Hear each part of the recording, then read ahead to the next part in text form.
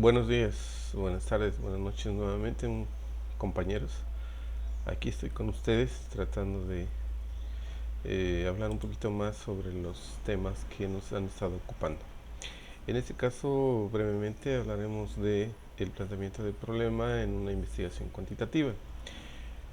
Como bien hemos venido comentando, el realizar una investigación, bueno, pues no necesariamente es una acción ultra difícil, sino más bien tendríamos que ir haciéndola fácil, de tal manera que sigo insistiendo en que es algo que está cerca a nosotros, que no necesariamente es solo de personas que se dedican al 100% a ellas, de cabello largo, de barba mal recortada, de gente flaca, en fin, muchas características que podríamos decir de gentes que tienen la gran cantidad de libros ahí, notas y bueno, escudriñando hasta el último detalle de algún punto, en fin, también es para nosotros, sencillamente. Bien,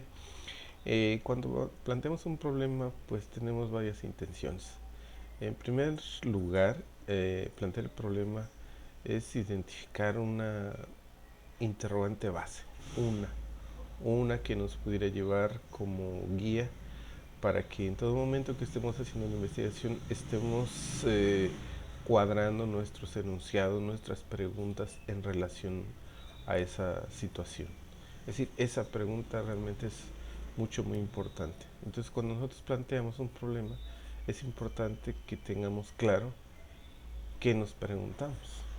Por ejemplo, en el caso de que nos viene ocupando es, siempre me pregunto yo, ¿qué tanto conoce realmente el maestro de educación básica respecto a la reforma planteada en el 2008, 2009, en los programas, en los planes que se empezaron a desarrollar y que se publican desde el 8, 9, 10, 11? Eh, y bueno, y ahí están, y sin embargo, este, no se utilizan. Si solo es un planteamiento político, me parece que pues no es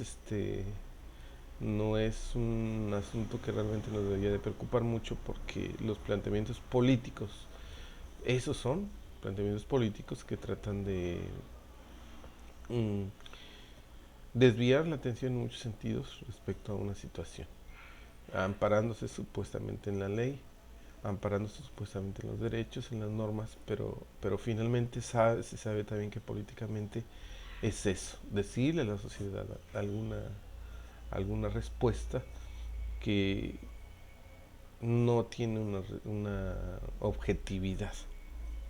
Bien, entonces eso sería el primer punto, plantear una pregunta central que nos llevaría durante toda la investigación a pensar en ella, a realizar las acciones en relación a ella y a tratar de responderla finalmente. Después de esto, habría que pensar, bueno, por un lado, ¿y pensando en qué? Bien, para delimitar o plantear un problema, en general el capítulo es plantear el problema, pero a partir de ese problema o de esa pregunta central se derivan varios elementos que a la vez necesitan una explicación. Estos son los que a continuación les comento.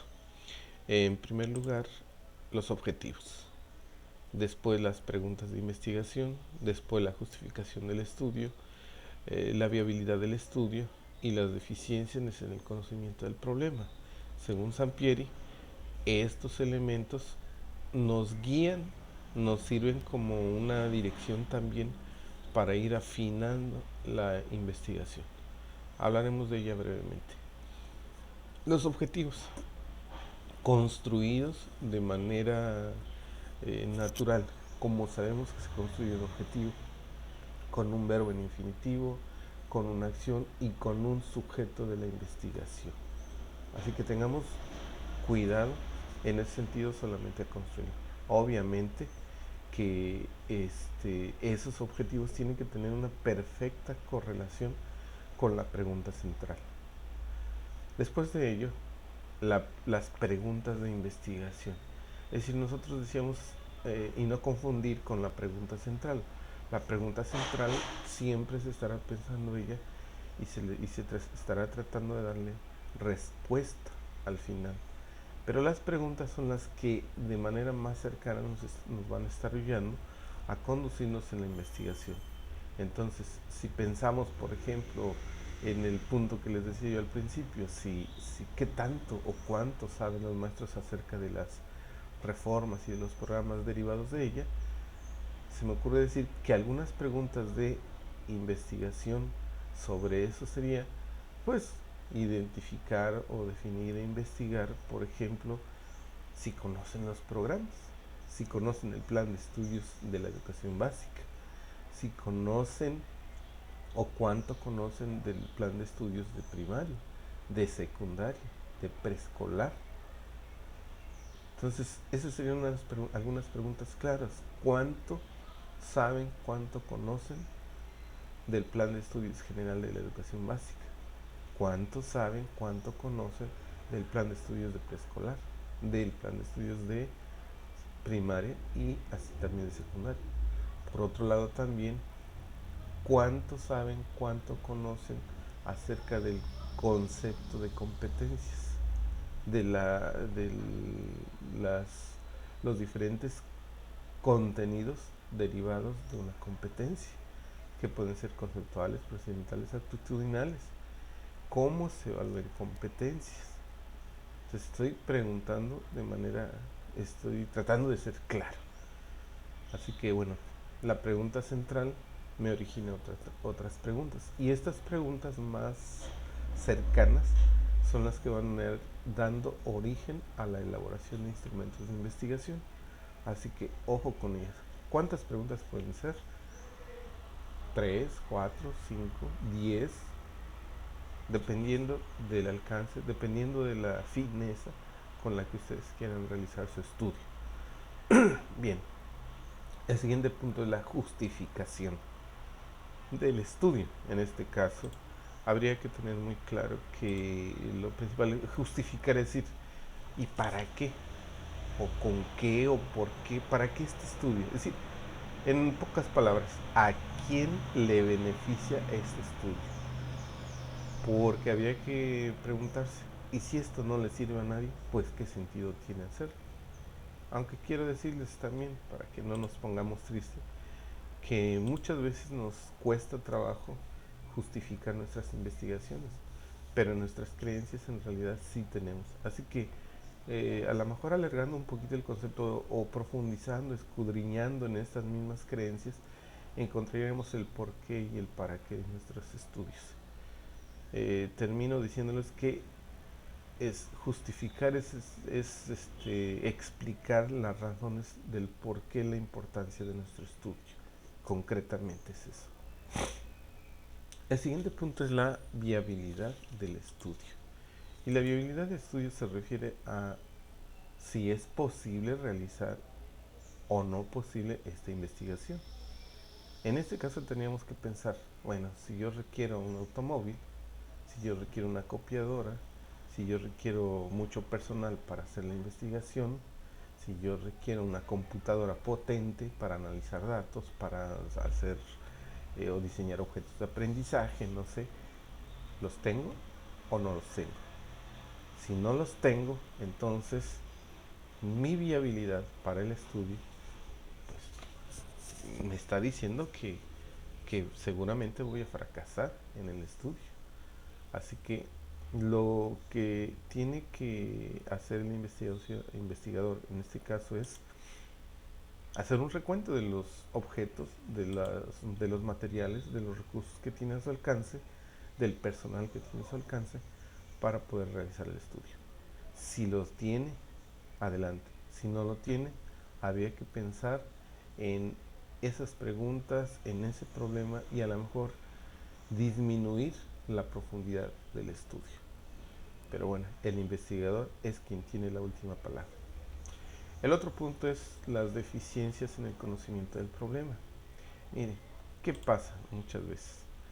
Resulta que las ideas, pues no puede decir que sean malas, las ideas son buenas, pero muchas veces tenemos ideas sobre las que en realidad no conocemos. No tenemos investigaciones profundas o no tenemos siquiera algunas publicaciones recientes o alguna publicación sobre ese estado de conocimiento de ese tema, y nosotros nos atrevemos a hacer una nueva investigación. Quiero decirles que, bueno, sí sería posible esto, pero la, el problema es qué tanta experiencia tenemos en la investigación. Así que si nos vemos como investigadores que están tratando de iniciar en la investigación, pues a lo mejor en ese caso sí teníamos que ser humildes y reconocer que no estamos inventando o no estamos tratando de descubrir teorías o leyes, sino profundizar en algunas áreas de las que no hay mucho conocimiento. En este caso, lo que queremos conocer. Así que si no tenemos, si tenemos más deficiencia en el conocimiento que eficiencias o que conocimiento, pues entonces también tendríamos que ir un poquito hacia atrás y modificar nuestra investigación. Ojo, mucho ojo con ello. Y bueno, pues este planteamiento del problema nos permite de alguna manera tanto los objetivos, las preguntas, la justificación, la viabilidad y las deficiencias, en realidad afinar nuestras ideas. ¿Qué tanto estamos seguros de lo que queremos investigar? Para eso es este capítulo. Ojalá lo entendamos así. Y bueno, en esta misma afinar, este, necesariamente aparecen los criterios, algunos criterios que no tienen otra intención más que eh, lograr que el investigador delimite el problema. ¿Qué es esto de delimitar el problema? Bueno, simplemente decir en tiempo y en espacio hasta dónde podemos investigar. En tiempo y espacio significa, ¿dónde voy a hacer mi investigación? En Tuxtepec, en la región, en mi zona, en mi comunidad, en fin. ¿Y en qué tiempo? De aquí a junio, de aquí al otro año, a 2 años, en fin. Esto es delimitar. Relación entre variables. La relación entre variables es precisamente, a ver, bueno, lo que hemos dicho, por ejemplo, por ejemplo, a un conocimiento pedagógico profundo, el docente tiene éxito con sus alumnos. Esto es lo que también nos va a permitir el formular las preguntas y el tratar un problema perfectamente medible y observable. También son criterios que en este capítulo o en esta parte del planteamiento del problema, pues también nos sirven para eh, precisar, afinar esto que estamos haciendo.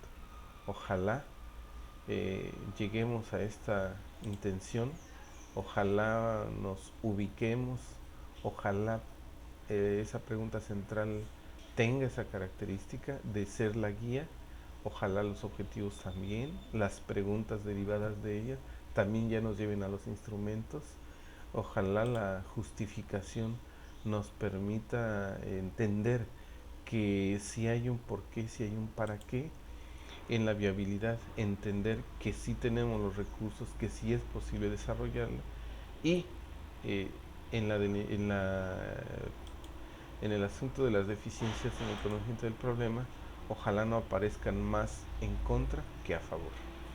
Por el momento es todo, espero haber sido claro y bueno, nos estaremos viendo más adelante.